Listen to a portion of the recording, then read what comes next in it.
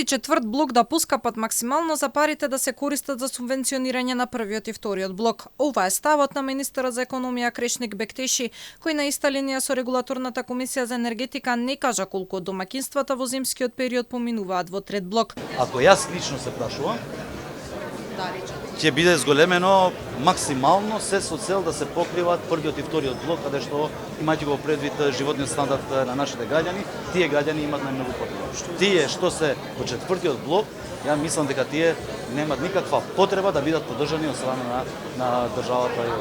Последните бројки не ги имам, а тие се варијабилни во зависност од потрошувачката на домаќинствата генерално во државата. Во однос на новата ставка и министерот за економија смета дека е правична, односно во случајов тие што имаат викендици и празни станови, не трошат струја и коректно си платиле приклучок, треба да платат пристап до мрежа. Имаме домаќинства кои имаат речиси низ цела Македонија станови, имаат низ цела Македонија викендици, и тие кога и да одат таму имаат електрична енергија, а во делот на цената на дисциплинираната мрежа го плаќаме ние секојдневно кои живееме во нашите домови.